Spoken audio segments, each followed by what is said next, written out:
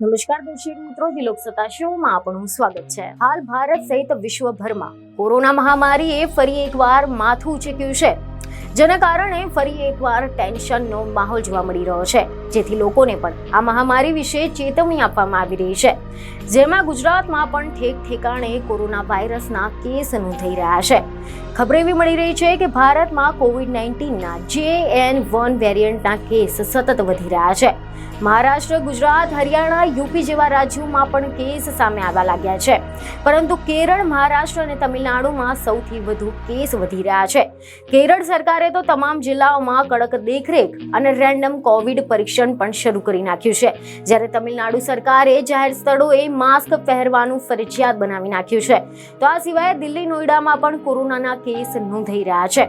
મહારાષ્ટ્રમાં તો એક કોરોના ચેપગ્રસ્ત દર્દીનો જીવ પણ ગયા હોવાના અહેવાલો સામે આવ્યા છે, જ્યારે સૌથી વધુ એક્ટિવ કેસમાં ગુજરાત 28 કેસની સાથે ચોથા સ્થાને છે અને એક્ટિવ કેસમાં 70% કેસ તો માત્ર અમદાવાદમાં જ નોંધાયા છે, તો રાજસ્થાન 22 એક્ટિવ કેસની સાથે 5મા સ્થાને છે।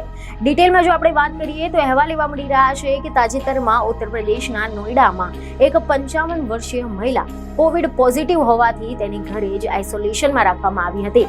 અધિકારીઓનું કહેવું છે કે દર્દીના પરિવારના સભ્યો પણ પરીક્ષણો કરાવી રહ્યા છે। અહેવાલ એવા મળી રહ્યા છે કે આ મહિલાએ 14 મેના રોજ ટ્રેનમાં મુસાફરી કરી હતી અને આના કારણે વધુ લોકોને ચેપ લાગવાની શક્યતા પણ વધુ છે।